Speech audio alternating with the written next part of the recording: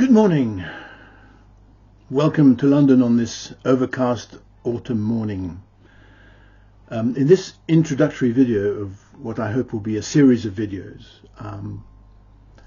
I would like to talk about the interrelationship between our geopolitical situation and the status of what's come to be called the neoliberal world order.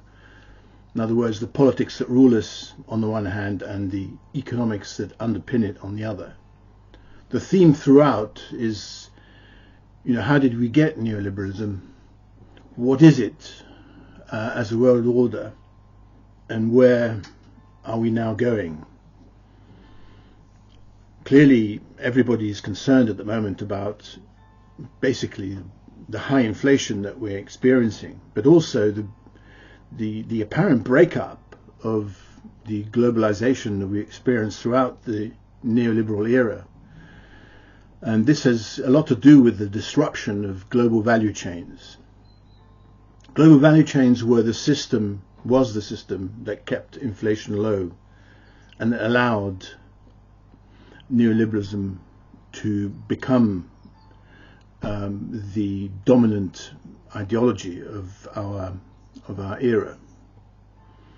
So global value chains are essentially supply chains that run right across the world, starting from the global south, but are run by multinational corporations, basically with their headquarters in all the famous capitals in the West. The sourcing has increasingly been from China and East Asia for these global value chains. And all of that has supplied all the cheap goods that have come into the Western economies and principally into the American economy to satisfy consumer needs. So the multinational corporations that run these global value chains have extracted their profits from them, and these profits have been traditionally washed through tax havens and have, through their foreign organizations, been reinvested in the United States capital markets or financial markets, not necessarily capital markets, money and capital markets. Now the global value chain system clearly is a system that depends on America in particular, but Western Europe as well, importing goods from the world, causing trade deficits. Now these trade deficits normally would have led to high inflation, to a decline in the value of the dollar or the relevant other currency, and thus to a reluctance by multinational corporations to keep their accumulated profits in dollars, and would ultimately have led to a revival of local US industry in order to compete, which would compete with those imports. But this didn't happen. Chinese and East Asian economies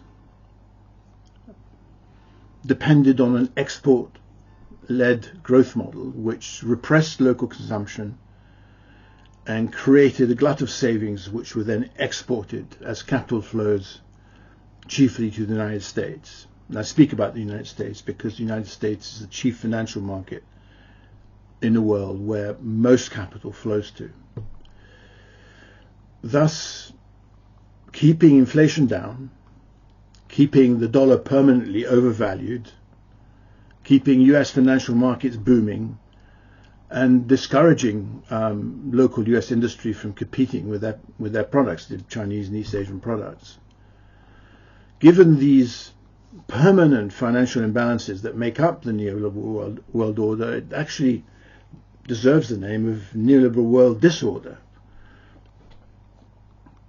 The China-US imbalance is clearly the most important, but also there was a Japan-US imbalance that predated it.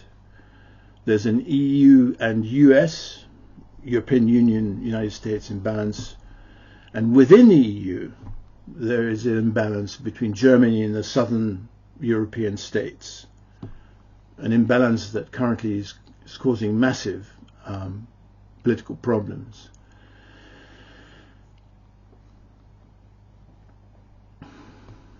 This system of imbalances clearly has to be financed. So we have the rise of globalized finance, which started off as banks, purely banks, and then quickly, as inequalities developed and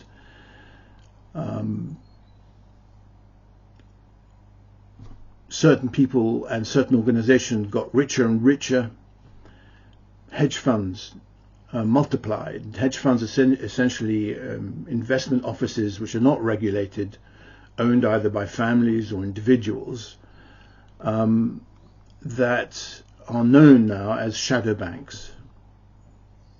So the globalized finance is what funded all these imbalances, whether through the banks initially or the banks and the shadow banks together as time proceeded.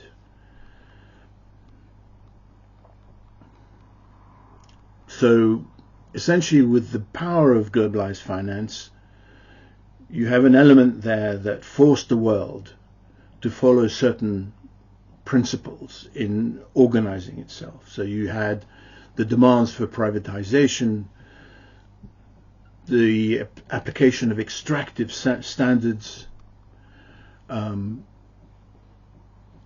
which meant that companies all over the world had to financialize, to comply with very short-term metrics of what are essentially known as impatient investors, investors that have the entire globe facing them, where they can invest anywhere they want. So essentially the neoliberal world order created three different types of economy. You had the indebted consumer economies, the indebted consumer advanced economies. You had the producing economies that were at the same time funding indebted consumers. And you had the indebted southern, the indebted global south, essentially, that was not funded but ransacked for its resources. And strangely enough, we have a sort of a microcosm of this instability within Europe itself. So what is the neoliberal idea in terms of its origins? The neoliberal idea is that markets, and by here we mean not sort of grain markets or product markets, we mean financial markets. Because in the post-industrial society that we are in right now, finance allocates capital. Capital finds the best industries and the best producers, and that determines the goods markets, essentially. So if we sort of zoom out from the real economy into the financial markets, that is where the perspective of neoliberalism comes from. So the markets are superior to the state. But if the state is a collective term for all the coercive laws and enforcement norms that a particular society has, who determines what kind of laws and what kind of customs that we follow?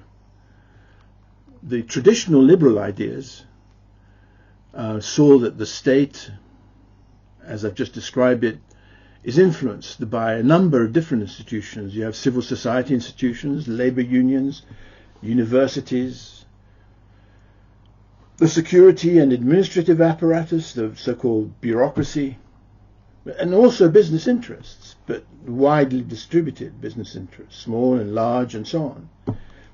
The neoliberal idea is slightly different to this. Markets, it is held in that ideology, if you like, are superior, have a superior logic to all these institutions. But then the question arises, who decides on that logic? Is it Would it be the economists who write about it?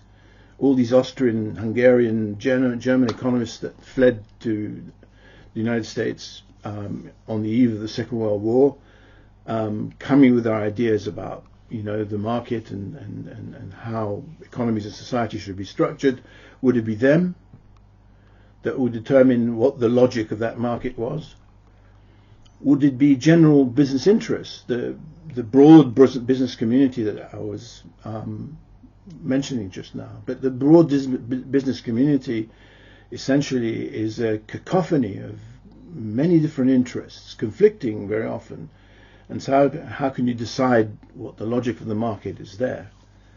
Or would it be basically an organized, cohesive corporate community, the community of public corporations, essentially, when we came down to it, as the post-war period developed and all these ideas were thrashing around, the nature of the American polity determined what the outcome would be, who it was that would determine what neoliberalism would be, and that was essentially the corporate community in the United States.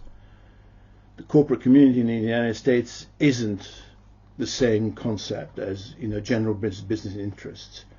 It's a highly specific community that interacts with an upper social class, and that has formed over centuries a century and a half, essentially, a cohesive set of political interests.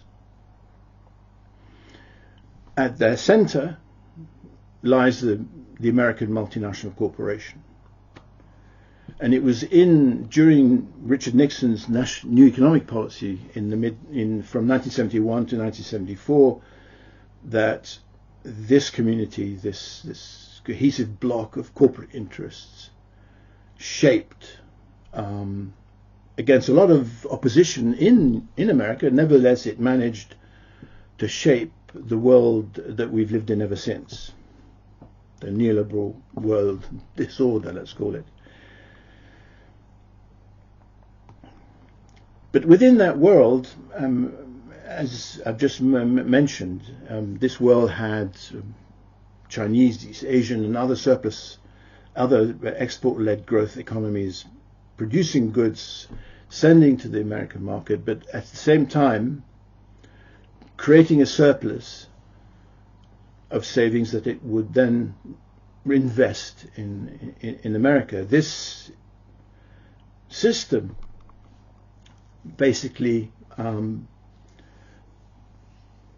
goes contrary to normal economic logic. Economic logic requires that essentially rich countries which are developed offer less productive opportunities to investors than poorer countries with cheaper labor and less developed infrastructure and both commercial and basic infrastructure that needs development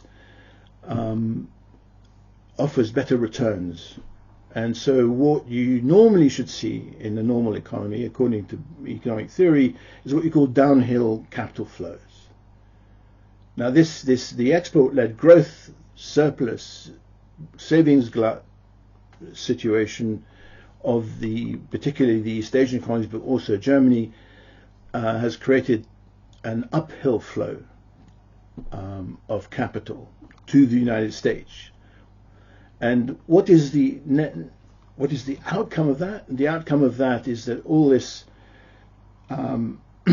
ends up not finding productive outlets in America, and therefore being invested in speculative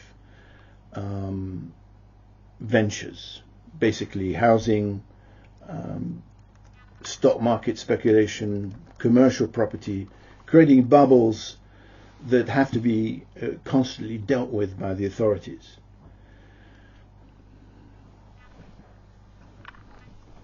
So why did uphill capital flows start in the first place? I mean, why, for instance, are we why did the American government accept that kind of situation, given that business within America would suffer from both the importation of goods from abroad and the effect of the capital flows that would overvalue the dollar and make their exports uncompetitive. There was a period just after the Second World War in which the relationship between Japan, Europe and America experienced something called the dollar gap. And then the reaction, what the dollar gap was that America had grown exponentially during the Second World War, and it had basically expectations that this growth would not decline in the future, and therefore that it needed to create markets abroad with which to trade. And quite simply, all the economies in Europe and in Japan were devastated by the war. They had absolutely no money, and so they didn't have the dollars basically to buy any American products. So we have what's called the dollar gap. This basically was resolved after much toing and froing, after the Marshall Plan, after the Sterling loan, after many different ways of trying to get money to the European economies and Japan, and resistance to all these ideas being posed by the US Congress and the US administrations having great difficulty in achieving what they wanted to achieve, essentially started the whole concept of rearmament within the context of an anti-communist ideology. This would motivate, essentially, this was a method of motivating the American public to influence Congress to actually vote the funds that were necessary to basically begin a rearmament program in Japan and in Germany to make these countries, to keep these countries within the American sphere of influence, keeping down the tendency towards socialist parties or communist parties being formed within those countries, and at the same time allowing these countries to build up enough dollars to purchase American goods. However, the choice of the arms industry was a choice that was fatal, in the sense that arms industry isn't really a productive industry, because it depends on destruction, and so we got into what has come to be called the political economy of war that America created, which was really a sink for money, and so we got involved. By the time you get to after the Korean War, the Vietnam War was causing massive deficits in the government budget, massive deficits in the balance of payments, weakness in the dollar, and these are all the pressures really that ended up in Richard Nixon's new economic policy and the changes that were made to bring about our neoliberal world order.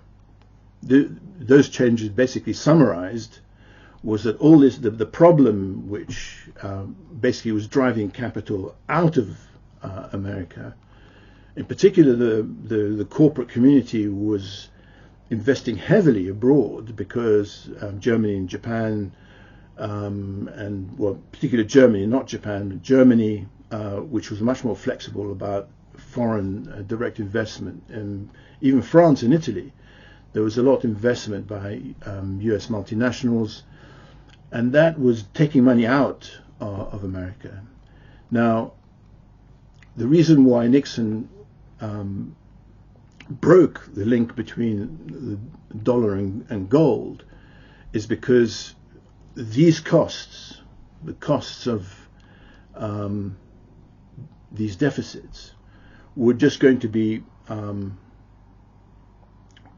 put onto the world community. In other words, America was going to continue doing what it was doing, overspending, in particular on military adventures, and that the costs of that would be just put onto the rest of the world.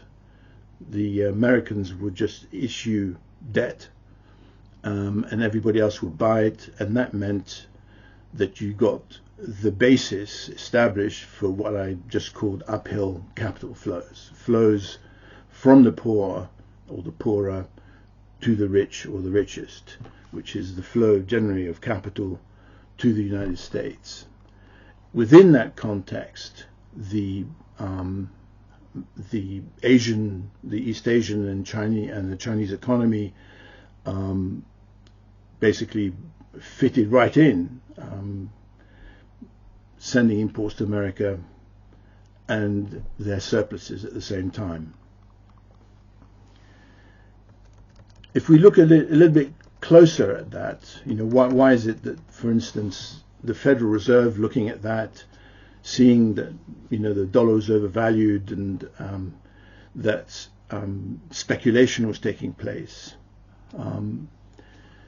rather than productive investment, because that this is how it ends up with uphill capital flows.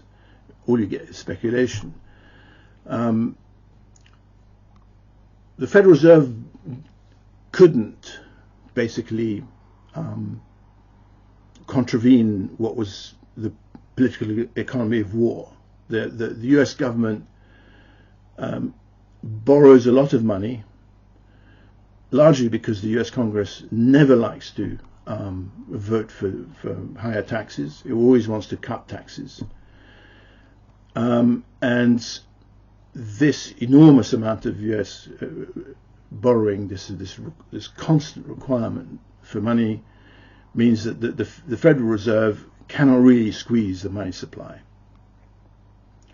And so it developed essentially a rationale, which became a kind of sub-rationale of neoliberal thought. That rationale was essentially the trickle-down economics that Thatcher also adopted here, in the UK. And that was that, if you had asset price rises, speculative or not, this increased wealth, and the wealthy would spend this money, and that would create jobs.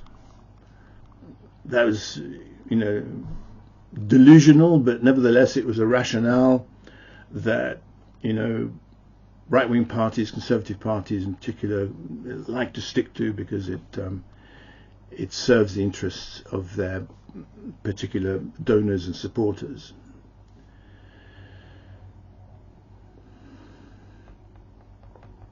The end of all of this was clearly,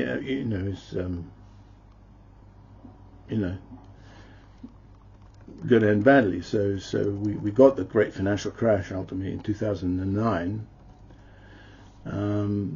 2007 and 8. It started in 2007 with some funds in Paris experiencing problems pricing mortgage bonds that they had bought in the United States. But it developed into 2008. And in 2009, the Federal Reserve then had to start what was called quantitative easing, which was a completely novel term for the usual money printing that had been the sort of thing they did in the 1970s, which caused the inflation in the 1970s. But it didn't cause inflation in the 2000s because essentially the whole global value chain system was ongoing. Low inflation, capital flows, and so this enabled the quantitative easing to take place with no backwash. The only problem was, as quantitative easing proceeded, the Federal Reserve was looking at a market that was becoming more and more speculative, and ultimately there is a limit, and essentially the limit is usually set by structures that develop within the capital market, where a particular environment hits a wall, and that wall came because of the zero interest rate policy, which came with quantitative easing, essentially allowed all the banks and now the enormous population of hedge funds, all these family and individual operations that are known as collectively as shadow banks, were using all this zero interest money to invest in the speculative market. So you had a doubling up of the problem. Not only were they doing that, but the same instruments that they were using to finance themselves, that, you know, in the repo market, what you do is you use treasury bonds, you borrow on these treasury bonds, and then what you borrow, you invest in more treasury bonds, which you then take and then you as security, and you give as security, and then you reinvest more. So it's an endless process. So the process becomes more and more fragile. You know, it's not dissimilar to just, you know, piling lots of plates on your hands and seeing how high the plates can go. At one point, an instability develops and it all crashes. So when the Federal Reserve felt that the unemployment caused by the original great financial crash in 2008 was getting better, people were getting jobs, the economy was breathing a little better, they began the opposite of quantitative easing, which was quantitative tightening, and they were starting, instead of buying up all these securities and pushing money out into the market, they started doing the reverse, selling their securities that they had on their balance sheet in order to reduce the size of their balance sheet. Essentially, the Fed balance sheet is, on the one side, assets, which is, you know, all the securities that the Fed owns, and on the other, money, essentially. Their main liability is the money that they put at the base of the system, which then the banks leverage on, and the shadow banks leverage on that. When they did that, it caused a problem, because the liquidity that the shadow banking world was depending on suddenly vanished.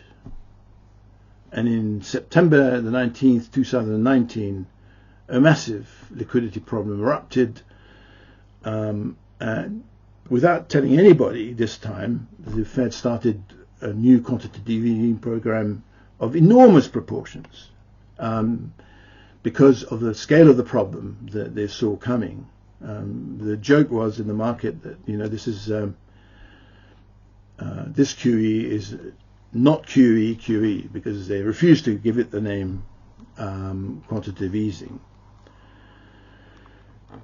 So just to get an idea of what was happening, Before the great financial crisis of 2008, the Fed balance sheet was about $1 trillion. So you had, securities on one hand, money on the other, and the whole thing was about $1 trillion. If you think about it, the previous 20 years, this $1 trillion had grown from about 750 billion. So it had grown by about 25% over the previous 20 years, which is the normal supply growth, money supply growth, which an economy needs to grow, essentially. The quantitative easing that started in 2009 took that immediately to 2 trillion. So you had a 100% increase in a matter of weeks. That was nothing to what was going to come after that.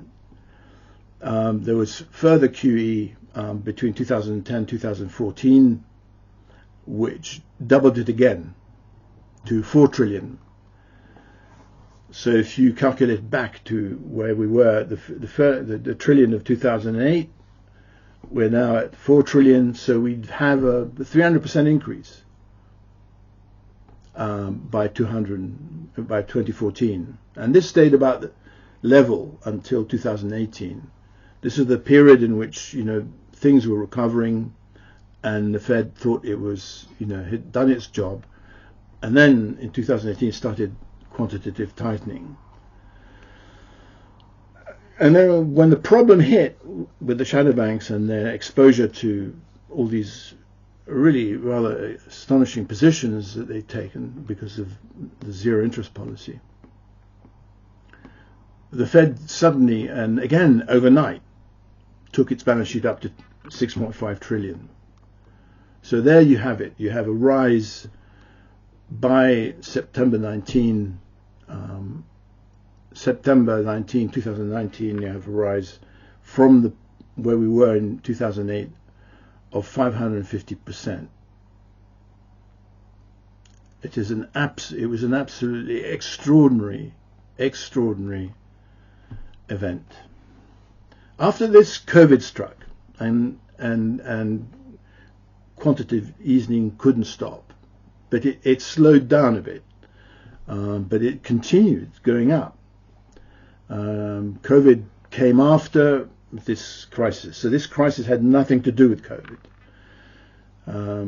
So the first COVID case in China came on January 11th, 2020, and the first death was reported in the US on February 28th in 2020. So if we go back now, after all of these explanations, to where we started talking about the disruption of global value chains and where inflation has now come in, clearly we have the money supply at one point growing to such an extent, but also the supply chains being broken up by the incidence of COVID. And essentially what is the physical networking system of the world economy impacting shipping, transport, travel and tourism. So that's the world's physical networking system was affected by COVID. So that disrupted the global value chains. But we have to note also that this disruption had begun before. It had begun before COVID in Trump's trade war with China, which was really quite aggressive. All that happened then with COVID was actually it made what Trump had done worse. So the breakup of the global value chain system, together with the increase in money supply, which a smooth global value chain system had previously guaranteed wouldn't increase inflation, now naturally led to inflation, because all the money coming into the economy wasn't being was just hitting brick walls everywhere, wasn't able to flow through the system as it used to. So a lot of people began to talk about these factors as potentially bringing an end to the neoliberal world order. But actually, these particular factors do not necessarily have to do that. The neoliberal world order, everything, if you could put the global value chains back together, you reacquire a globalized, financialized world system. This could all be a transitory phase, but the politics beneath what has been happening, and I just mentioned Trump's trade war, has made that not possible.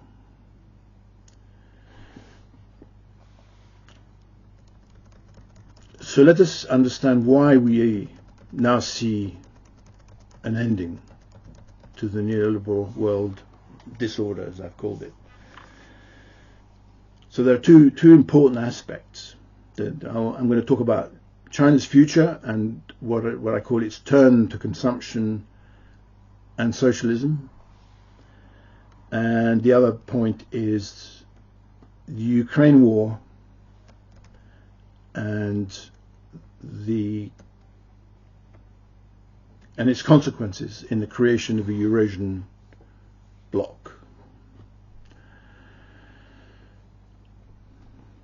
Trump's trade war actually wasn't the beginning of a new policy towards China from America's part. As we all know, Nixon's visit to China in 1972 began the relationship between America and China. And America was very forceful in promoting China, in integrating it into the General Agreement for Tariffs and Trade, into the World Trading Organization, and multinational corporations, the American multinational corporations was the essential lobby behind all that happening. So what happened for things to change? Obama started what he called his pivot to Asia in 2012.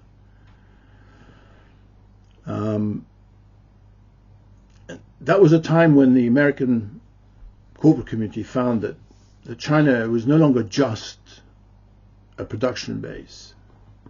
It was also a country that was creating international corporations that were competing with them directly in the international markets. Think to the Huawei confrontations that led to the arrest of the chief financial officer, who was the daughter of the company's president, in Canada on various charges.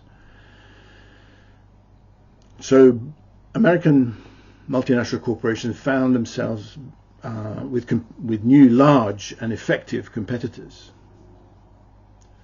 And so they began to attack China. This is when we started hearing a lot more about Chinese human rights abuses and Chinese autocracy and lots of bad things about Xi Jinping as bringing a different style of management to his predecessors and so on.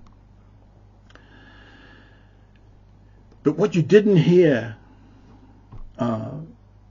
was an attack on the Chinese surplus, on the repression of consumption in China, and all this uphill capital coming to America that was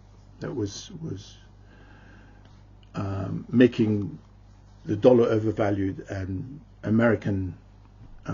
local American industry uncompetitive.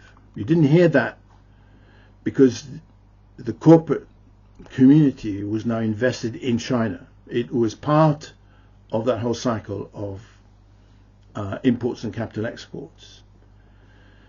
And it's interesting to compare this with what happened with Japan, because in 1970s and 1980s, Japanese consumer products dominated US markets. It came to the point that the Japanese were belittling America and belittling the Americans. And then you got the reaction to that situation, and you started getting a period in the late 1980s into 1990s, well, in the 1980s in particular, of Japan bashing. And the difference here was that the American multinationals were not invested in Japan. It was the Japanese who had their cartels that exported to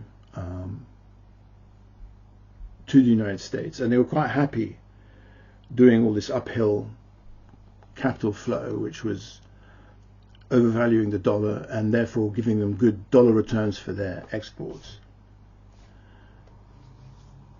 But the American multinationals weren't part of that. And so what you got was two things. The first thing was that the Pentagon in the 1990s initiated a massive drive of releasing all of its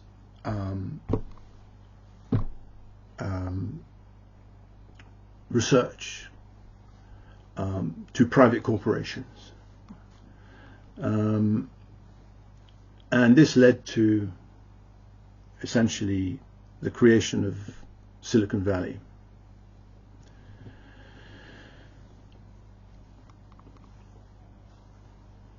At the same time, Japan obviously was a country that had been conquered by America at the end of the Second World War, and America had massive military bases in Japan, and had a certain amount of control over the political system, because there was a developing, there had always been an alliance between certain elite bureaucratic elements within the Japanese bureaucracy and American interests to keep down socialism in Japan. And this essentially continued as a system that kept democracy under control. And in order to do this, the Japanese bureaucracy represses consumption naturally. It doesn't. It does it for political reasons internally within Japan, and this serves the purpose of the United States in allowing capital flows, the Japanese surplus, to be exported, the Japanese savings actually to be exported to America. But essentially the imports and the supremacy that Japanese corporations had once experienced ended suddenly with the rise of Silicon Valley. Silicon Valley took over their products, made them better, and invented stuff the Japanese hadn't even thought of. So Japan is an interesting country to contrast with what's happening with China. In China, there is a definite interest by the corporate community in America to keep that system going. And so the new level of competition that the United States corporations are experiencing have led to Obama's pivot to Asia. And clearly Trump has taken the same policy and made it his own by becoming even more aggressive.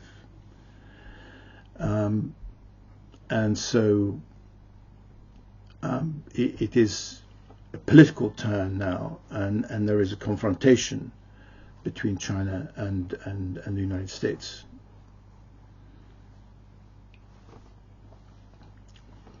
However, in China now, there is a consumption turn, which I mentioned earlier, the consumption turn, the turn to consumption and more socialism, which actually will change the whole system. And this is an internal development within China, which means that there's very little anybody can do about it. Clearly, China is a country that has grown since the 1990s into a rival of the United States, without the United States having any military bases in China, without the United States having any direct influence on the Chinese bureaucracy, without the United States having a similar ideology to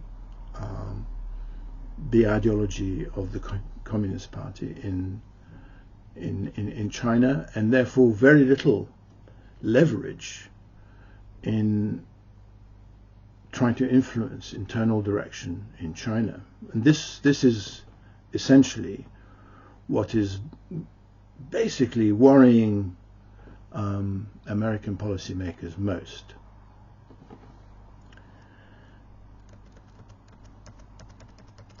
The second point that relates to this is what I mentioned, the Ukraine war and the coalescence of a Eurasian economy. The response to this situation is to try and encircle China, to bear down on it, and therefore to try and do this by causing regime change in Russia and controlling Russian resources. So encircling China requires that there are alliances formed by all the East Asian economies that surround China, but most particularly to control Russia. The pivot to Asia that Obama launched was done basically with an internationalist, this sort of internationalist framework. So Obama was looking to sign an agreement called the Trans-Pacific Partnership to form a ring around China.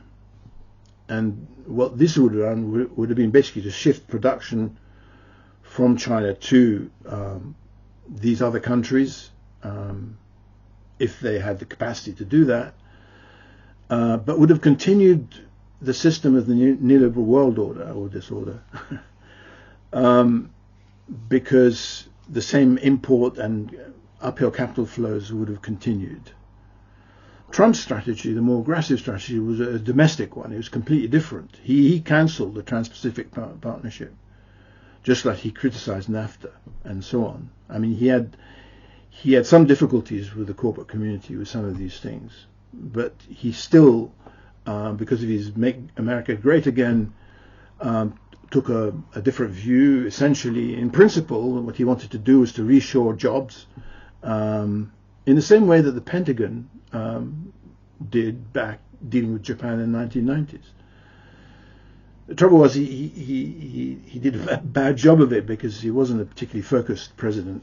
But anyway, that was simply a reaction to Obama's strategy, dealing with the same problem from the United States point of view as Obama had been trying to deal with.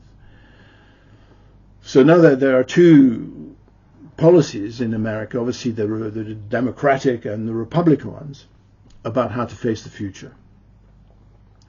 And while we focus a lot on the culture wars between the Republicans and the Democrats, it's really, really important to keep an eye on the economic basis for it, which is basically the mass of disenfranchised middle classes in America that are worried about their future.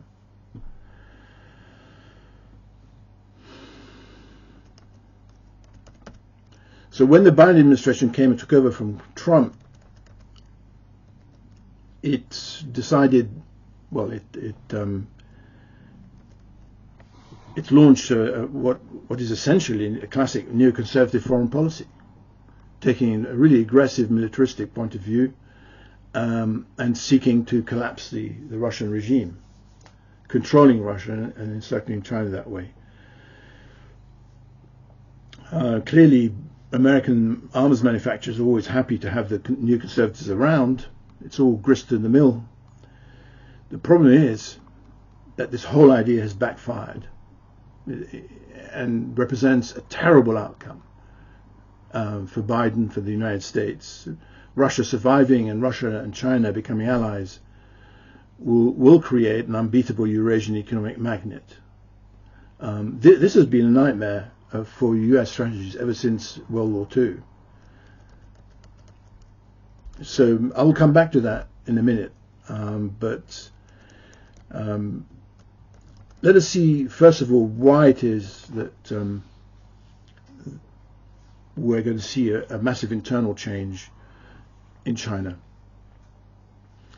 China is actually going to prepare for a historic 20th Congress of the Communist Party on the 16th of October. And that marks the 30th year of its formal path, establishing itself as a major economic power, lifting no less than 700 million people out of poverty, and by so doing, providing the world with the single biggest positive impetus of the neoliberal era. If it hadn't been for that one single factor, the glories of neoliberalism would have been even less than they are, being dominated as they have been by the extractive economics of the banks and the shadow banks in global finance. The 20th Congress of the Communist Party will begin an entirely new stage in China's development, and does promise to end what we know as the neoliberal world order simply by pulling the rug from under it. In virtue of the new path that the country will take, the vast financial imbalances that have underpinned the functioning of the world system will disappear. And I repeat, there is nothing any other power can do about it, given now especially that US foreign policy has failed in Ukraine. The new path began its process in the Congresses, the 18th Congress in 2002, when Xi Jinping became Secretary General of the Communist Party. And they were elaborated further during the 19th Congress in 2017. The Congresses take place every 5 years. Now it's going to be enshrined in its final form in the party's constitution. China has a political system which Western educated observers are unfamiliar with, and it's important to go over, to contrast the Chinese system with let's say the system in the United States. The Chinese Communist Party is a Leninist organization, and so in such it considers itself as a vanguard of the people that generate ideas and apply them through different stages of development. The leaders are usually the ones that are elected because they've come up with an idea which the party as a whole is willing to vote for, and the party's role is really to take those ideas, interpret them, and apply them on the ground. The language that is used is Marxist, and they talk about principal contradictions which have to be resolved. The coherence and the action-based nature of this Chinese single-party system essentially contrasts sharply with the antiquated American two-party system, where essentially what is personality-based politics prevents any formal linkage between congressional politics and policy making as such. This has always left a massive hiatus in the American political system that allows bodies of experts culled from the corporate community to form policy and quite consequently direct the American nation largely along commercial lines, profiting those corporations. Now, the corporate community and their policy-making bodies don't always succeed, and but in general they do, and certainly in the 1970s during Nixon's new economic policy, they did succeed in a major way.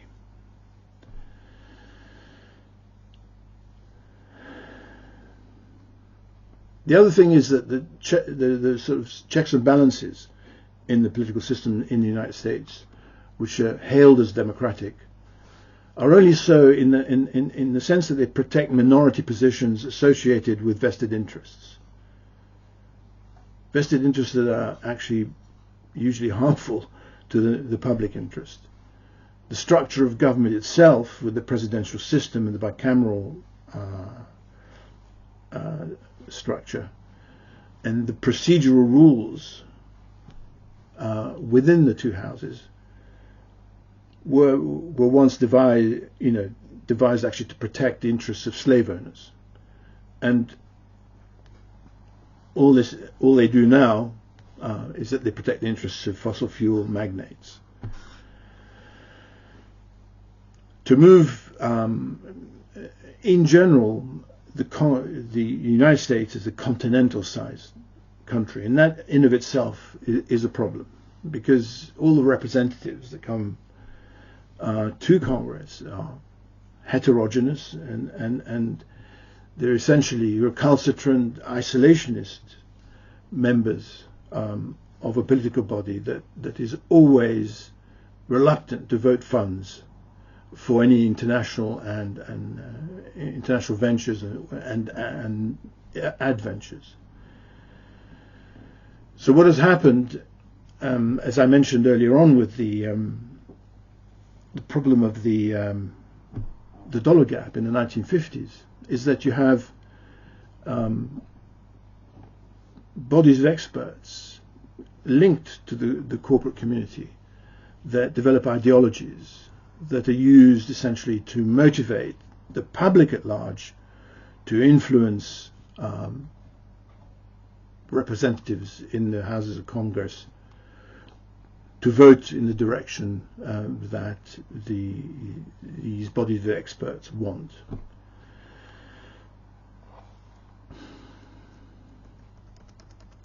And the sad thing is that, as we sit and think about the direction of international politics right now, one listens to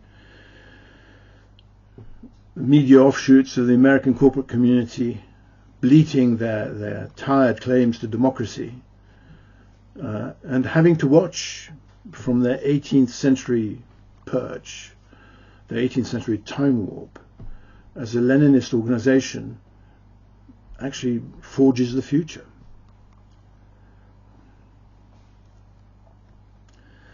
The 18th century Congress in 2012, as I said, saw Xi Jinping being elected as Secretary General, and the reforms that he was putting through, even as he started his career, were on a scale unprecedented ever since the Deng Xiaoping era of market reforms. There are a number of slogans that he developed. The two key ones are ruling the country according to law, which basically establishes the need to have the same set of rules applying to everybody, and thus combating corruption. And that particular Congress saw a historic purge of party members that had obtained their position through nepotism. A lot of people say that a lot of those were opposition figures to Xi Jinping, and therefore possibly he exploited that. But That's the nature of politics. The second important slogan relates to what I've been talking about, the turn to consumerism and the drift towards socialism, and that is what Xi Jinping calls the creating a moderately prosperous society. By moderately prosperous, moderately prosperous isn't meant to mean moderately prosperous on an international scale relative to other nations in the world. What it means is achieving prosperity for a large middle class without high costs to an underclass and large benefits to an elite.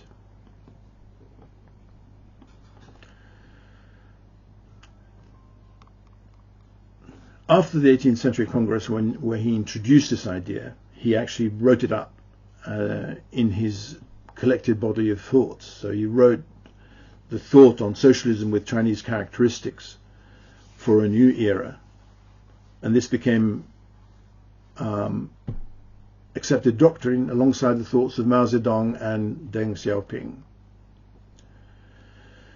As I said, all Chinese doctrine is promulgated in terms of Marxist dialectical thought, and this at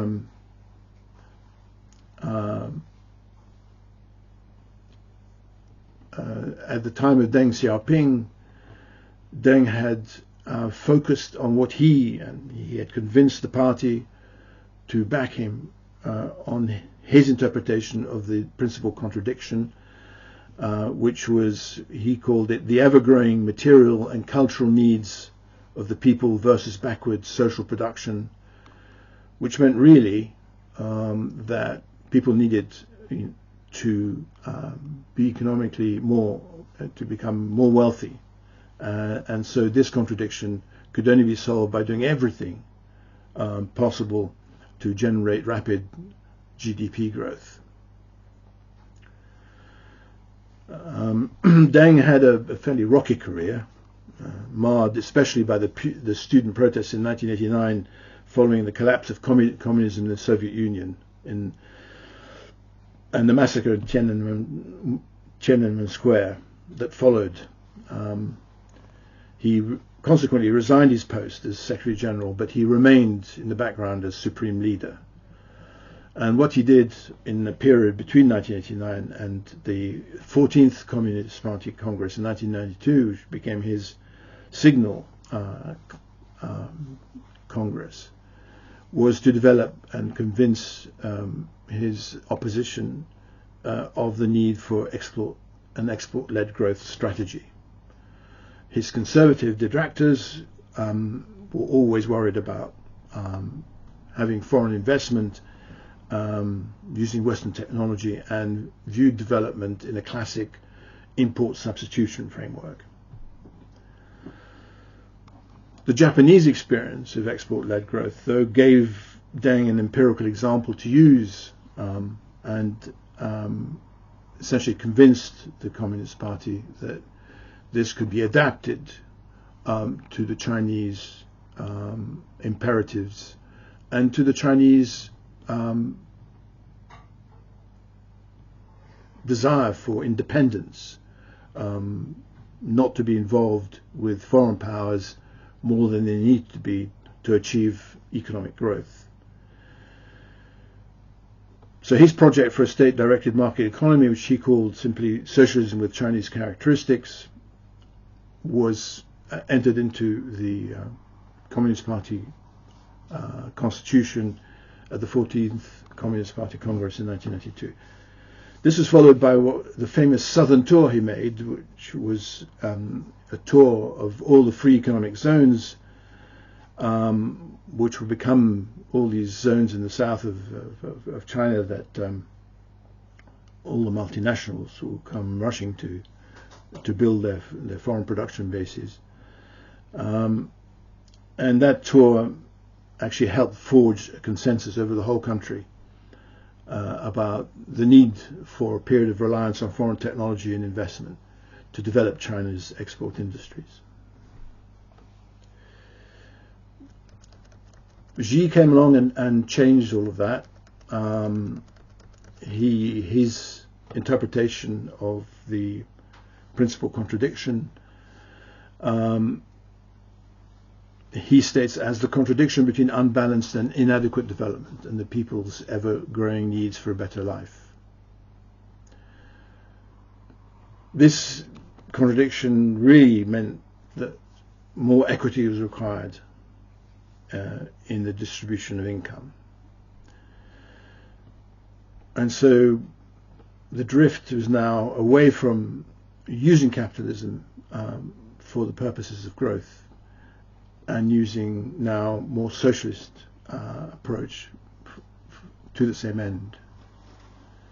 It's important to understand one fundamental concept, that what you see in the neoliberal economy, with the strange imbalances in the world, is a sense of is an austerity which undermines the economy, because the mass of the people are strapped for money, and only a small elite have wealth, which means demand for products is restricted. This policy, a drift towards socialism, could be interpreted in the West as a drift towards capitalism, because neoliberalism isn't supportive of capitalism. Capitalism essentially should benefit the large mass of business and not just a few monopolists that run an international cartel of global value chains. But in any event, within the Chinese context, it is more socialism, because what happens now is that by getting the greater mass of the people consuming more and consuming equally, you are multiplying the size of the Chinese economy and doing two things at the same time: creating an enormous domestic base for companies within China to compete for and to supply. But you're also, because of the nature of the thing, creating a vast economy that will import a lot of goods and drift up because of the rise in wages that will be involved, will drift up to production of more high value added products. And therefore a related Chinese policy that Xi Jinping is talking about is really to develop the relations with the peripheral countries around China, for them to export lower value added products to China. This we can add a footnote here. You know, when we saw Nancy Pelosi go to Taiwan, and all the toing and froing over, you know, in the media about whether China and the United States are going to go to war or over it, or whether Nancy Pelosi's plane was going to be blown up. The policy, the Chinese policy, would seem to be, and correct me if I'm wrong in the future, but it would seem to be to grow the military to make it capable of invading Taiwan, but not to do so. The whole point of the exercises that were held around Taiwan was to show that they could do it. But Chinese policy is to create a consumer society in China that will be so large that it will dominate the world. That in of itself will return China to its destiny of being the middle kingdom, the kingdom at the center of the earth, because just simply the size of the population if all of them are dragged up the scale to become consumers, will multiply the Chinese economy manyfold. Xi had his own baptism of fire with the 2015 financial crisis. This was a sort of a massive drop in the Chinese stock market between July 2015 and September 2018. The government went in and tried to support the stock market, but all that did was to send signals out to the Chinese people that there was something wrong, and in fact they just took the opportunity to unload all their stocks. This was a massive political fiasco, and some tens of millions of Chinese lost money, and they all blamed the government directly. There was no toing and froing about it. It was just the government was at fault. This led to a new phase of much greater regulation and capital controls. In turn, the capital controls led to problems for Chinese companies trying to expand abroad, establishing offices and so on, which in turn led to the listing of Chinese stocks in the New York stock market, and also what I call ADRs, American Depository Receipts, which are mirror stocks, for them to be able to raise money abroad. However, even that now is blocked because of the political tensions between the United States and China, and the tide is turning with a lot of these stocks now being delisted in New York.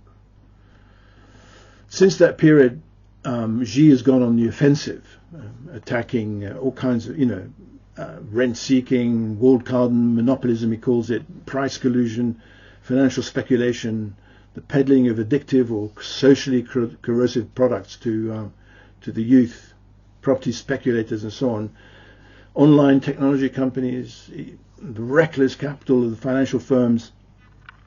In Marxist, he uses Marxist terms. He uses the Marxist term for that, in that he calls it all fictitious capital, and he has positioned himself now so that the new scandal, that the recent crisis of the Evergrande Group, at the height of its stock market quotation at 31 Hong Kong dollars, it was the largest real estate company in the world.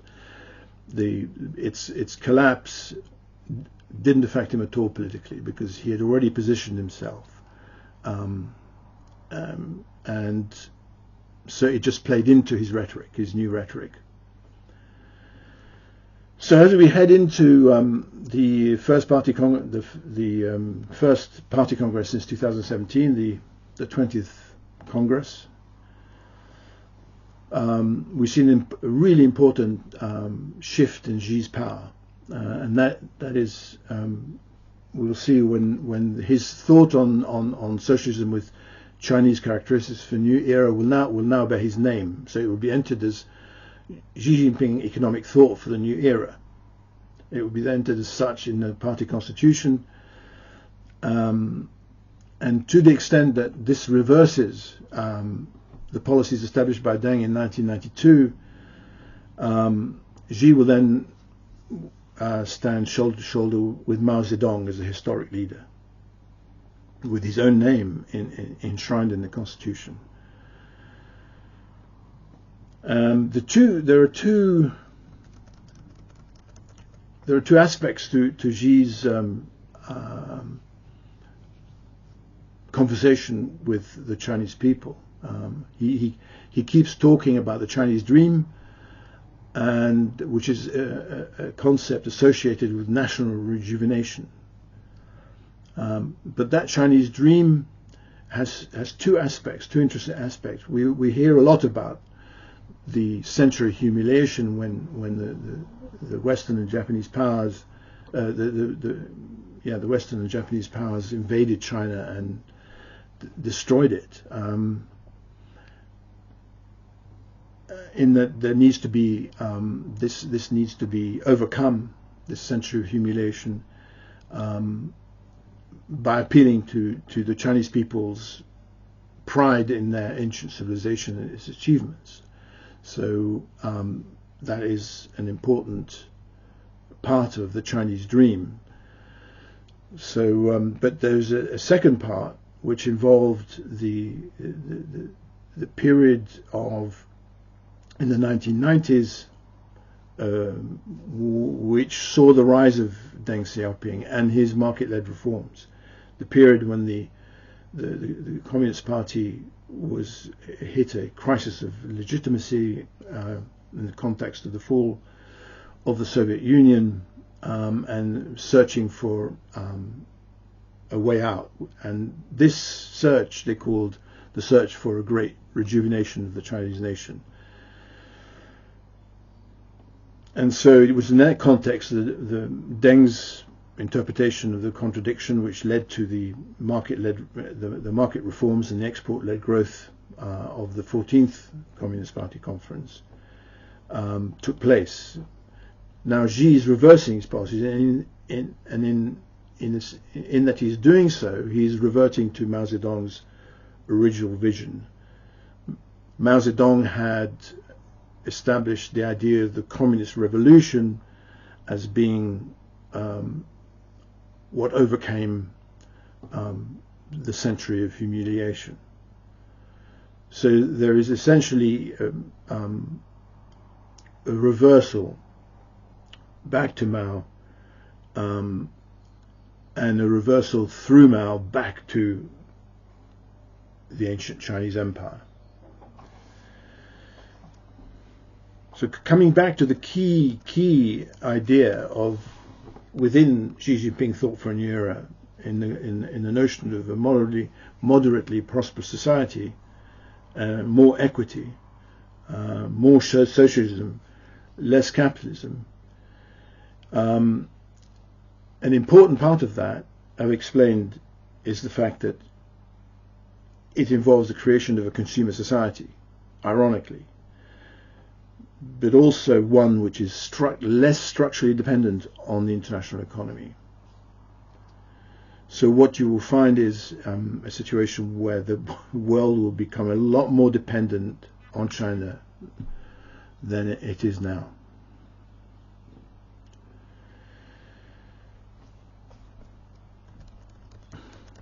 In that sort of context, in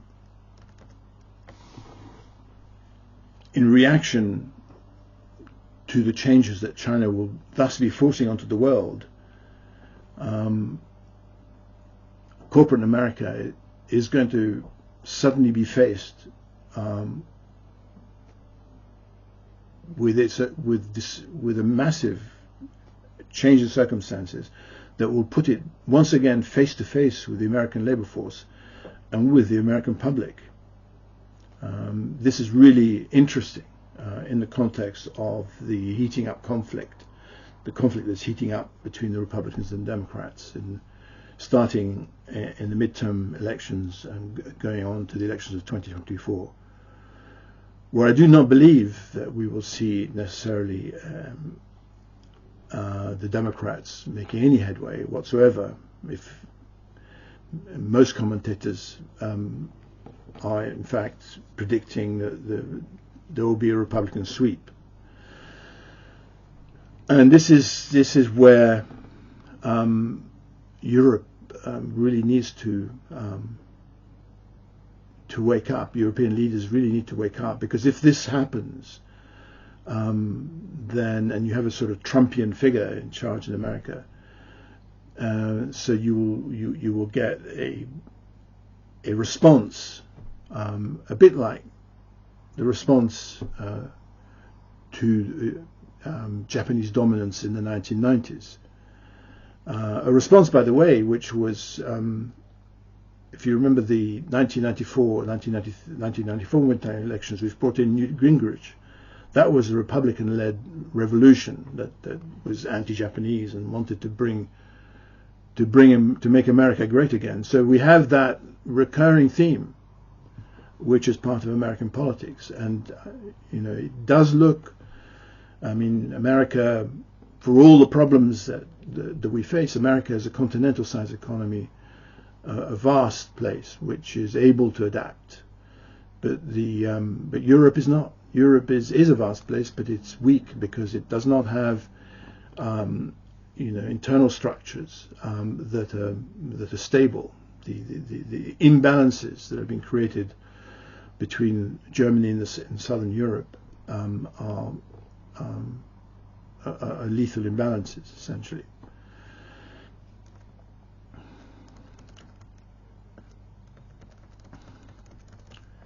So the disaster that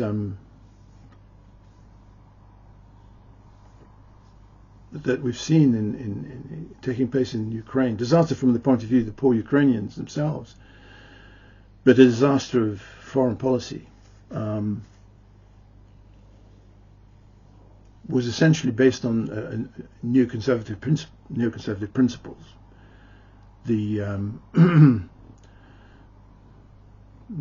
use of proxies, the use of force, and the use of force in the context of democracy promotion and regime change to that end. This has spectacularly backfired.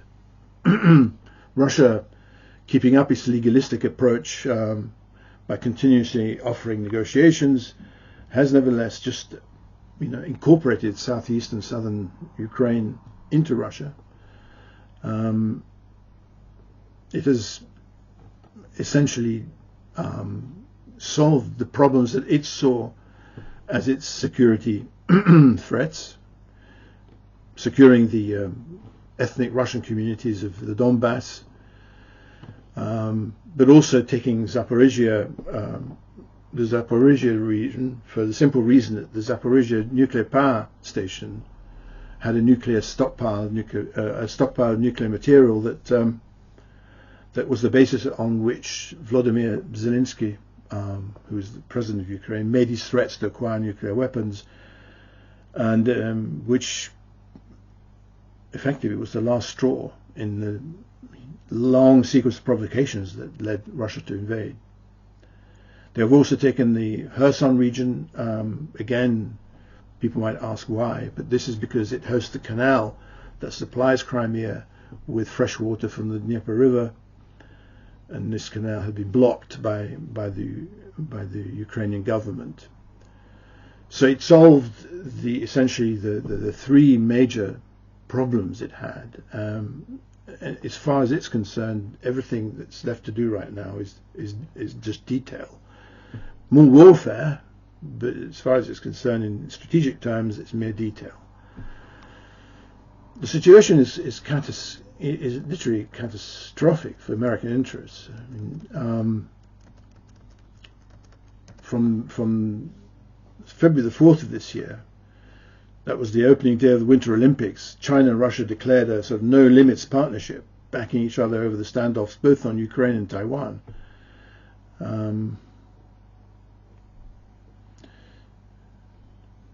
Not just the Global Times, which is the English language mouthpiece for the Communist Party, and is usually fairly aggressive in its anti-Western rhetoric, but all mainstream Chinese media outlets called China and Russia more than allies.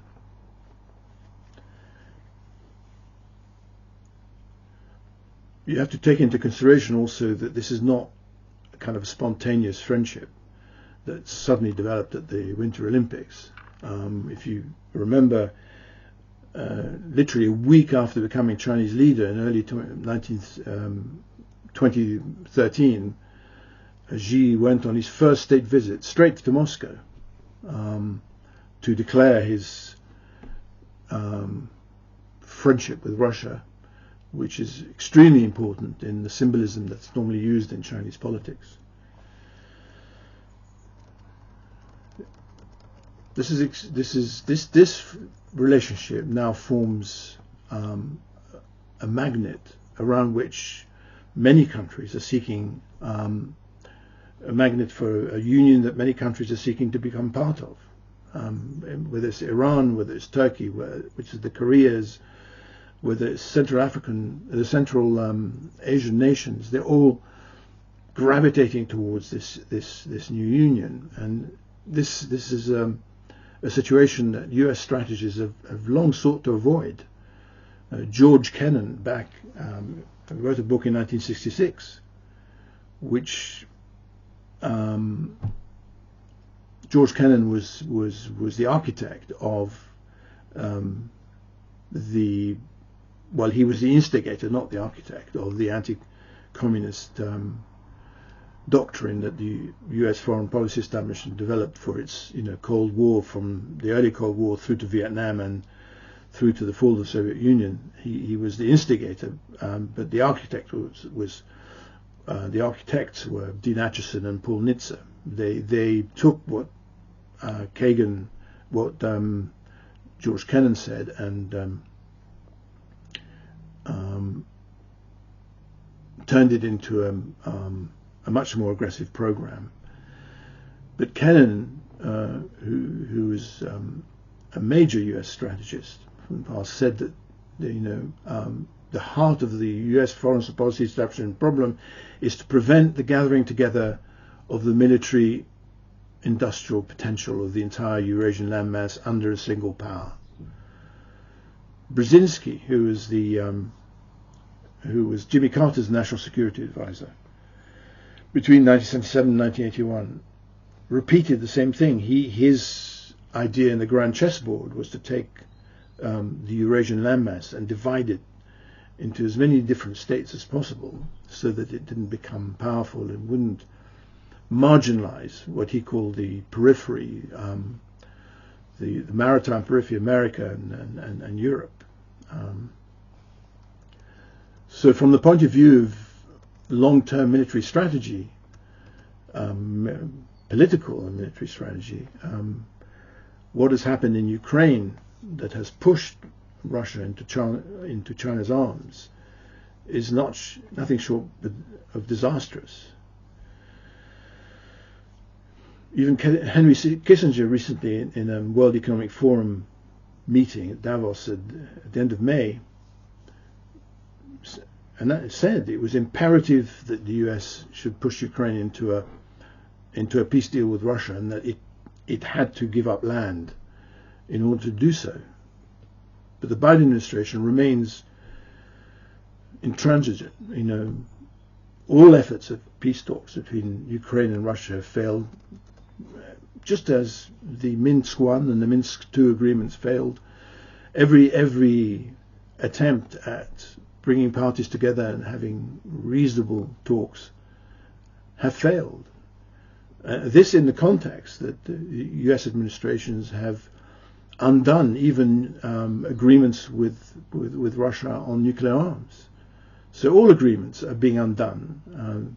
So not wanting to negotiate is nothing new. It's just a general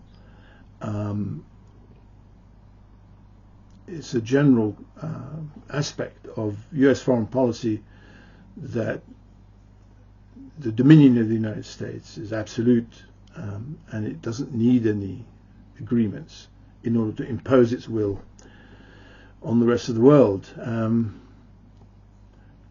And this is classical neoconservative foreign policy.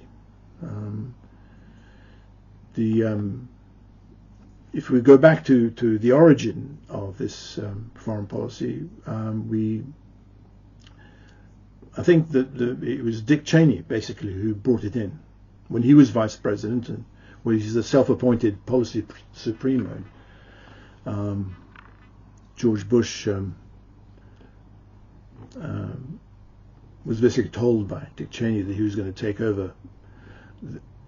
If he became president and vice president, he was going to be the de facto president. And Dick Cheney, from his experience, he was Secretary of Defense at the time of the first Gulf War, but crucially, he was Secretary of Defense during the 1990s collapse of the Soviet Union. And at that point, the anti-communist doctrine that had been developed by Dean Acheson and Paul Nitze back in the 1950s had no purpose any longer. And Cheney was clearly thrashing around for a new doctrine during this period of hiatus. and it would appear that he found it in a report called A Clean Break. I think it's A Clean Break, a new strategy for securing the realm, which is a report originally written for the Israeli government in 1996 by a group of neoconservatives, some of whom were members, like himself, of the Jewish Institute for National Security of America. So he met these people through his contacts in these different policy organizations, and found that this particular document, which established the tenets of fighting wars using proxies and seeking regime change using force in the context of an ideology of promoting democracy was he took all of these from this report. So if we consider this ideology and this doctrine, the biggest critics of the ideology and the doctrine, the neoconservative ideology and the doctrine, are the realist political thinkers, people like Mearsheimer and Volt.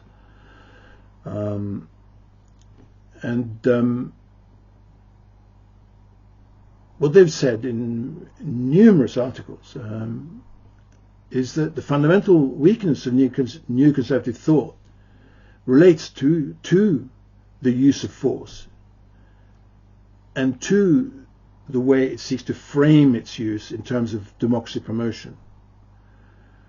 They have shown and argued that the use of force doesn't lead to the domino effects that neoconservative thinkers believe they do. Rather, it leads to a reaction on the part of people. And that democracy is too abstract a concept. It has no real connection to people to be used as an effective framework. And rather than that, the most important political concept that people relate to is that of nationalism. So if you think about the critique of the realist political thinkers to the neoconservative thinkers, we've actually seen this. We've seen their arguments proven beyond a shadow of a doubt in the events that have taken place in Ukraine and Russia of late. The neoconservative policy followed by the Biden administration is a catastrophe, and from the American point of view. I mean, it wasn't supposed to be like this. Biden's new director of policy planning staff at the Department of State under Tony Blinken is Salman Ahmed, and he put his name to a paper for the Carnegie Foundation before Biden's election in 2020 and before his appointment, obviously, to the position. And this paper read quite sensibly, and I'll quote, "National security strategists and foreign policy planners in Washington, D.C. crave neat organizing principles for U.S. strategy. But there is no evidence America's middle class will rally behind efforts aimed at restoring U.S. primacy in a unipolar world, escalating a new Cold War with China, or waging a cosmic struggle between the world's democracies and authoritarian governments." Jake Sullivan, National Security Advisor to Biden, put his name to this. But as soon as they get into power, the doctrine that was enshrined in the Constitution of the State Department, it seems, takes over, and we get a neoconservative foreign policy, and a disastrous outcome for America and the world, and particularly for the poor Ukrainians. So this ends my introductory video. I hope the points I've made are clear. I will follow it up by expanding on all of the points I've raised I will be looking carefully at the 16th, at the 20th Communist Party Congress on the 16th of October, and making a video about China in the wake of that, and I will be following with enormous interest the midterm elections in America, and obviously commenting on all of that in the context of what we've been talking about. There's also a plan to make videos that are sort of historical flashbacks to talk about some of these periods that I've mentioned, like the period of the dollar gap in the 1950s that led to the anti-communist doctrine in the U.S. foreign policy establishment, that the Nixon the new economic policy of the 1970s, which led to sort of the neoliberal world order, even perhaps flashing back to the early 19th century, when actually the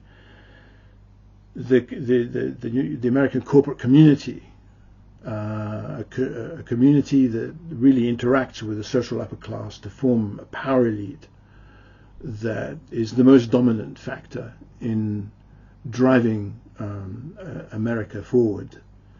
How that was created and why that was created, something which in Europe, for Europeans and for the rest of the world, is difficult to understand.